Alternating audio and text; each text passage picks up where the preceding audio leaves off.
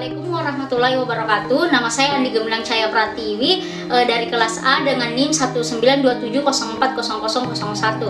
Nah, di sini saya akan menjelaskan tentang alat pengumpul ikan atau yang biasa disebut rumpon. Berikut penjelasannya. Nah, di slide pertama ini saya akan menjelaskan tentang pengertian rumpon.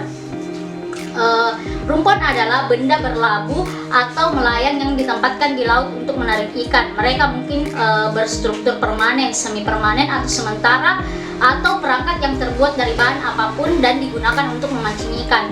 Nah, mereka telah digunakan selama ribuan tahun dalam berbagai bentuk. Permukaan atau tengah air paling awal adalah elemen dari alam seperti kayu apung dan pohon.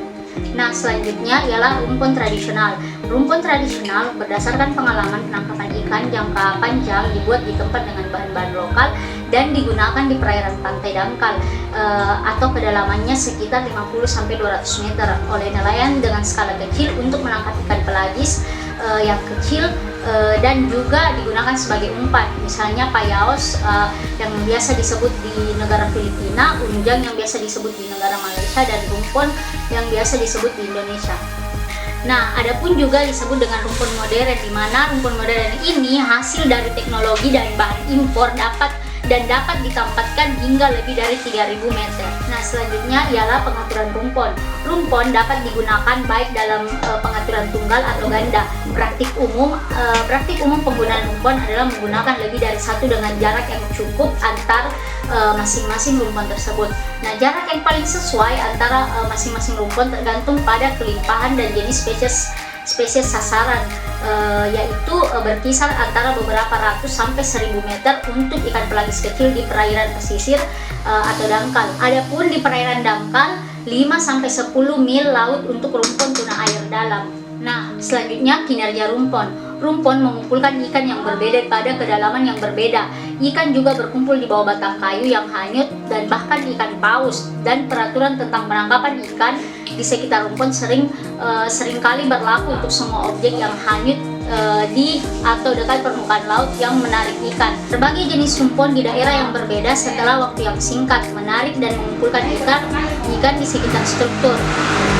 Terlepas dari desainnya, ikan terpesona dengan benda-benda mengambang. Mereka berkumpul dalam jumlah yang cukup besar di sekitar objek seperti flotsam yang hanyut, rakit, ubur-ubur, dan rumput laut yang mengapung. Nah, selanjutnya struktur rumpon. Beberapa rumpon adalah struktur permanen, sementara yang lain dapat dipindahkan. Yang pertama, diatur terutama di perairan dalam dan relokasi yang hampir tidak mungkin. Pengalaman saat ini menunjukkan bahwa umur rumpon permanen yang diharapkan adalah 2-3 tahun. Struktur yang bergerak dan lebih ringan dapat dipindahkan untuk menarik ikan ke titik tertentu. Yang lain lagi dapat dikeluarkan dari air selama musim-musim tertentu ketika ikan tidak berada di daerah tersebut atau ketika cuaca buruk, misalnya musim hujan. Nah, selanjutnya kategori utama rumpon. Dua kategori utama rumpon dapat diklasifikasikan menjadi dua, yaitu jenis artisanal dan industri. Rumpon sederhana atau lanjutan dibiarkan hanyut di perairan dalam membantu armada lepas pantai. Artisanal dan industri menangkap ikan pelagis besar terutama tuna. Ratusan jenis rumpon hanyut tradisional yang sederhana digunakan oleh setiap bukat cincin tuna modern besar yang beroperasi di daerah tertentu.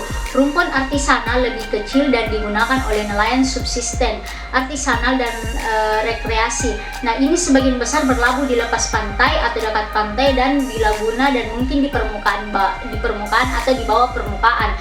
Nah, rumpon industri adalah struktur besar dan mungkin melayang atau Nah, selanjutnya ialah rumpon industri. Rumpon industri meningkatkan tingkat tangkapan pukat cincin dan kapal pole atau line yang menargetkan gerombolan besar ikan tuna. Nah, ini biasanya rakit hanyut dan dengan suara elektronik sehingga perahu nelayan dapat menemukan rumpon dan terkadang peralatan sonar yang menunjukkan jumlah ikan di bawahnya. Nah, pelampung berlabuh juga digunakan dalam rumpon ini. Nah, selanjutnya penyebaran dan perkembangbiakan rumpon.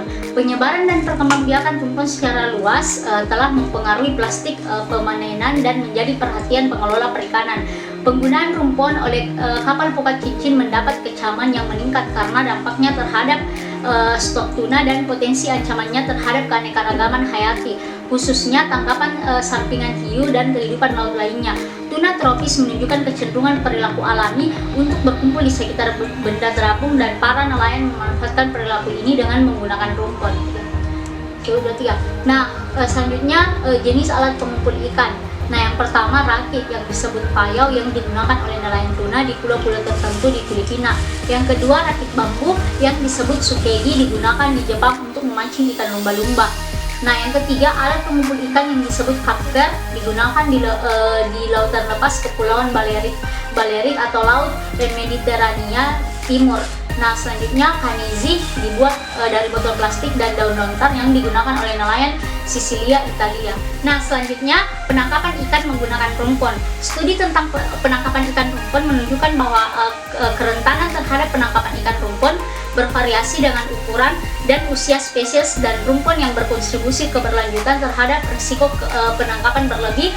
Dan seperti yang disarankan sebelumnya, penangkapan ikan rumpon mengambil tingkat yang signifikan dengan tangkapan sampingan. Sisi positifnya, rumpon dapat menjebak tuna di daerah yang tidak produktif. Pengelolaan rumpon terkait penangkapan ikan menjadi perhatian para pengambil kebijakan. Nah, penutupan area waktu penangkapan rumpon adalah metode utama yang digunakan untuk membatasi dampak penangkapan ikan pada perikanan rumpon yang telah disarankan, tetapi efektivitas waktu penutupannya di area ini tidak pasti. Nah, selanjutnya ialah manfaat rumpon itu sendiri. Pemasangan rumpon tersebut dimaksudkan untuk menarik gerombolan ikan agar berkumpul di sekitar rumpon sehingga ikan mudah untuk ditangkap. Nah, sekian dari penjelasan saya mengenai alat penangkapan ikan atau biasa kita sebut rumpon. Kurang lebihnya mohon dimaafkan. Wassalamualaikum warahmatullahi wabarakatuh.